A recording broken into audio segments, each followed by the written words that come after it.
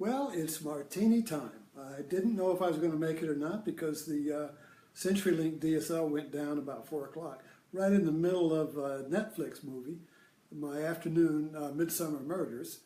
But the internet came back, so it'll pick up. So I'm kind of fired up and ready to go here because I thought I'd talk about racism. I've been writing about it all day, and it started, so I'm going to need some Irish Spring soap here. It started because this morning Chris Hayes on MSNBC was talking about his book, A Colony Within, I think, but it's his book about a colony within America. And he was talking about some of his personal experience growing up in the Bronx, some of his personal experiences with racism in the sense of just being afraid of the other race, just the mental reaction to seeing some black kids coming down the street towards you, or if you're black, seeing some white kids coming down the street. So, there is a reaction. And so I got to thinking about that. I need to talk louder because some people are complaining they can't hear. And I don't know if it's because everything sounds good on my end. Sometimes people don't realize there's two volumes, one on the computer, one on the browser, but anyway. So I just got to thinking and writing about that today. And if you follow me in my writing, you'll notice that I'll pick up an idea that stimulates me, and I'll be writing about it, and it's called contemplation, or meditation, we could say, or contemplate it. But it means that you become curious about an idea and you keep working it. It's kind of like the cook working some dough. There's a cookie in there, and you want to get that cookie out, so you keep working the dough. All day long I'll work the dough and keep making cookies, you see. So I felt, well, I'm going to go live tonight and make some cookies here.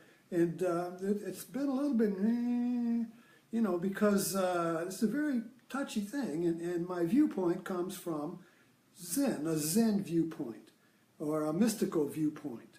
So it's not the traditional viewpoint. And so let me start just saying there's some assumptions that we have to investigate here. And the believed in reality, the reality is what we believe in.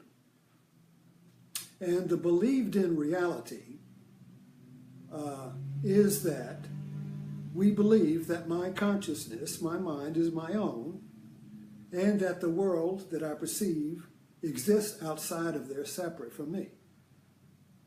That's an assumption that we just are born into in our culture. Not every culture sees the world this way, but ours does. And it has a lot of benefits because it makes great stuff. But it also has some side effects. So this assumption that my mind is my own mind, and I'm conscious of myself as an independent mind, and the world I'm looking out there is independent of me. And if I disappeared, it would still look like that. It would still be there. You see, well, this is an assumption. So let's start back with what I've been working on today, is that racism is America's original sin. It was founded in slavery, and slavery evolved into emancipation, and that evolved into Jim Crow, and that evolved into liberalism and conservatism, and that evolved into racism evolves and morphs into different historical contexts, but the original sin is still there. So the original sin is a collective sin in the sense that when we're born into America, the American mind, the American collective, becomes our mind. And we're like a monad or an individual consciousness that functions in this, or individual mind that functions in this greater mind without the understanding or awareness that we're part of this greater mind. But the individual mind divides into two ways of looking at the world, me and the world. So each of our minds divides into these two awarenesses, subject and object. Subjective view, objective view. The subjective view is about me, my feelings, my person, my identity, subjective. Objective is about the world, the it, the you, the humanity, the whole catastrophe, you see. So there's an inner world and an outer world, and we believe these are separate. But they're like this, you see. It's one mind, two views, one coin, heads, tails. So the assumption is they're separate. And the other assumption is that this I, it, is a free entity, but it is part of the collective field. So if the collective field has a stain on it, like racism, which is kind of like a drop of oil in the water, or a stain on a slide, or a film on your lens, or just a stain on your lens, you know. And if everybody's wearing that lens, you don't see the stain. Like, you know, it's like, you know, if everybody sees the world through the same glasses, the American glasses, you see, we don't see we don't see the original stain. We see the division of the stain, and the racism divides the mind into somebody else's racism, but I'm not racist, you see. Because nobody, and the racism is kind of like the scarlet R. You know, the scarlet R hangs around you. Nobody says, well, I'm a racist, you know. They'll say, well, I'm not a racist, but then the other person will say, well, you're doing racist things, and you calling me a racist? Right away, you know, see, this is fighting words. So where does this come from, you see? So if this is an original sin, now we realize there's every, now I'm not saying America's guilty, I'm just saying every collective has a birth mother. And the birth mother is the mind you're born into. So, see, America created the American mind. Before the colonists, it was just a Native American mind. But when Europeans came here, and the Declaration of Independence, we created an American mind. And so over the centuries, we've been building this conditioning. And everybody that's born into it is born into this American outlook, American view. You know, America number one, the whole thing, you see. And then there's all these variations within it, but there is an overall collective. And the stain is racism, because that was at the founding of it, you see. This blindness. This blindness, you see. And that's what, you know, original sin is, a blindness. Buddhism doesn't call it sin, it calls it ignorance. Ignorance is being blind to your true nature. You see, so it's not as damning as original sin is, you know, because Christianity, the original sin means that you're fallen and you need help to get up. And Buddhism says, okay, you're fallen, but you have to help yourself up. You see, there's a little difference there that just doesn't, you're fallen and you did it yourself, and you can help yourself up by seeing, you see. So it's through seeing that you see who you were before your parents were born. Who are you before your parents were born? And your parents are the collective, the birth mother and the birth father. You see, those are the parents of our conditioned mind. Who are you before that? Well, we don't really, our Western map, there is nobody before that, you see. You have to go to the East, yoga and Buddhism and the traditions of the East, to realize that there is an awareness that is prior to the conditioned mind of me and it, you see. So this is a different way, you know, so, and I was just writing a few minutes ago, you know, is that the way out of racism is to use racism. So I know in myself, as I work in mindfulness and my practice, Dharma practice, the practice is to become mindful of what your mind is doing. And gradually, through the practice of mindfulness and meditation, you realize that you're not your thinking. So thinking goes on, but if you don't identify with it, it gets weaker. It's kind of like a flock of geese going over. And if you identify with the geese, they just circle in your mind like a monologue. Yada, yada, yada, yada, yada, yada, yada. If you don't identify with the thinking and you say, oh, there's thinking, I'm not it, the geese fly on. So this identification with thinking creates the racism that is stained in our American collective. So nobody is innocent in this sense. So in other cultures have their own original sin. So everybody's got a birth mother. Nobody's escaped. Nobody's free. So you have to use the sin you got. Take alcoholism. So the alcoholic gets free from alcoholism by using alcoholism, by using addiction. He doesn't use an addiction to fancy clothes. He uses the addiction he's got. So we use and this is in Christianity, this is called a happy fault. If not for this fault, I would not be liberated, you see. So we use what is given, that we use the conditioning that is given in order to free ourselves from the conditioning, you see. So what does being free from conditioning mean? Well, it means that there's still a conditioning there, but you're not determined by it. You're not defined by it. And since you're not defined by it, you don't fall into this, I'm not racist, you're racist. No, you're racist, I'm not racist, you see. That is a division in the collective into this and that, so that this collective mind maintains its division, its yin and yang, its conflict of opposites.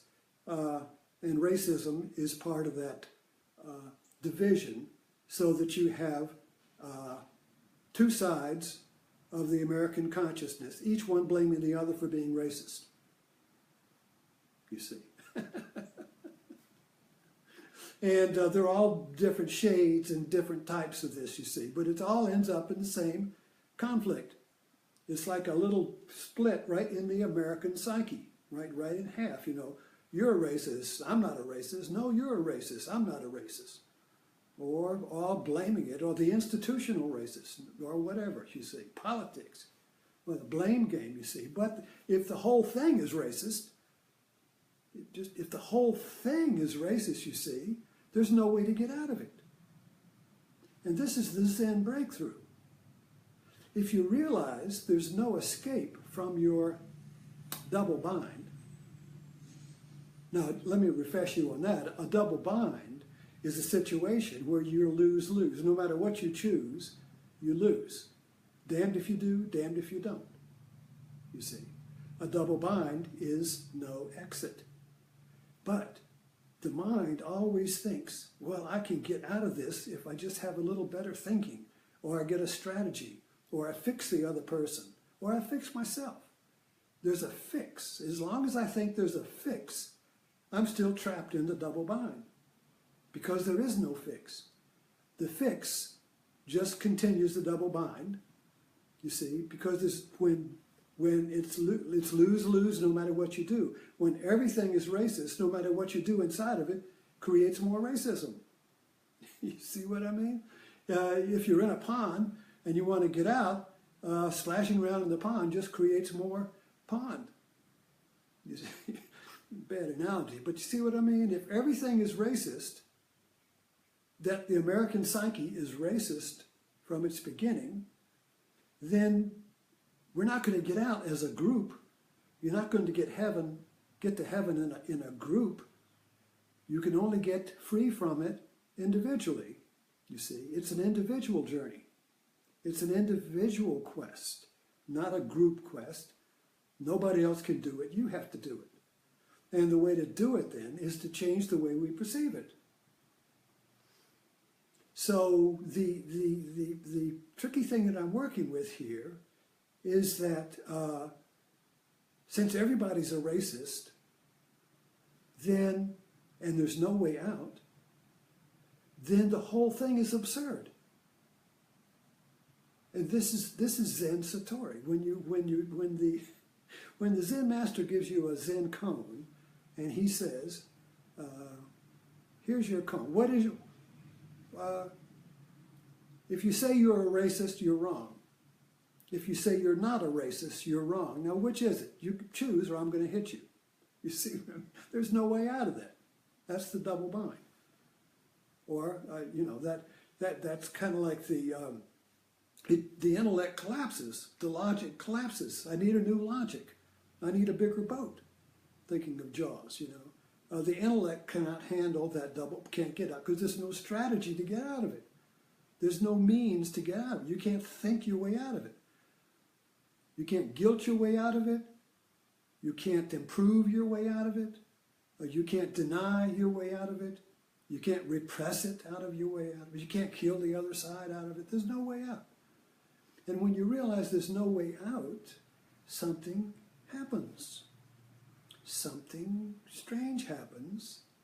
You realize that you are liberated from it because you accept the truth that there is no way out. This is not nihilism, although this may be a doorway through it, that one has to go through that. This is what, well, there's no meaning then. No, that's not it at all. It means that when both sides, when it's lose-lose, you have created a whole. In other words, the pain of racism comes from our wanting to get out of it or to fix it. The other person, or fix myself, or clean up my own mind, or whatever the strategy is to get out of this pain, you see, just continues to kick the ball down the road. But when you see through and through that there's no way out, the seeing makes you whole and heals this happy fault of the double bind. The double bind cannot be healed unless we see that there is no healing. And we don't want to go there. Because if I see there's no healing, there's no me. See, this is the perfect trap. This is the paradox. This is the Gordian knot of all practice, spiritual journey, and everything. The separate sense of self doesn't want to go to the very place where it will discover wholeness and the liberation from the pain of division, because the separate sense of self lives on its sense of being separate. You see. So to see there's no way out, the me collapses. The separate sense of me that says I'm not a racist, that collapses. Because the truth of it is a metaphor. I'm a racist, I'm not a racist. Which is the same thing of saying, which I just mentioned before. If you say, well, if you say this is the Zen paradox is, if you say this is a bowl, you're wrong. If you say it is not a bowl, you're wrong. Now, which is it? Well, there's no way out of that. So you see the sting, the perfect trap here is to see there's no way out of it. And when you see there's no way out of it, it flips from being a negative to a positive. And then the whole thing drops off. There's nothing you can do. Where does that leave you? It leaves you right now. It doesn't leave you in the future. The problem with the double bind is that we want to solve it in the future. I can get out of it, but that's in time. I can struggle, I can think more, I can do more yoga, do more Zen, do more meditation, drink more martinis. But that's all future, you see. So when I see there's no way out, I'm here. There's no way out. There's no way out of now. Bam. And what is now? Now is not racist. Now is not racist, you see. Racism is in the mind. It's the division in the mind that depends upon future in order to get out of it. This is a realization that you can have. It's like, oh, and it has to be snap. It has to hit you. It has to hit you the side of the head. There's no racism in now. It's all in the mind. So when the mind quits trying to get out of now and get into the future where you won't be racist, or where he won't be racist, or where the world won't be racist, or wherever, you see, when we try to get to there, all we're doing is just throwing the rock, and the skipping rock goes down the water. You see, we're just skipping racists along the pond, you know. But we don't land in the pond of now until we stop skipping the rock. So when we stop skipping the rock and we see that my mind has been conditioned, and I see that through and through, it drops off like ripe fruit. And you're just now. And then you know what to do. Then you're okay. And then all your relationships then become authentic instead of fear-orientated, either against yourself or the other person. Okay. I dove in and I splashed around, and I hope we can continue this conversation. Maybe you can, follow me up on the comments, on Facebook. It really is something we need to really dig into from a different direction, because the way we're looking at it is not solving anything. The way we're trying to get out of it is just creating more pain, you see. And it's eating us, it's eating our society alive. It's eating our American mind alive. It's eating it alive, you see, because we can't get out of it. So only the individual can get out of it. Only you can get out of it. And when you can get out of it, then you can help other people get out of it. But you can't help other people get out of it as long as you're in it. I mean, we all understand that, you see. So, and I'm not saying I'm out of it. I'm just saying that I'm not, I can talk about it this way because I'm not conditioned by it. So this gives me a fresh outlook, a fresh way of seeing it, a fresh way of being free from it, you see. So, okay, we'll leave it there. And I'm glad the DSL came back and got us hooked up again. And I'll see you in the morning at Zen Live.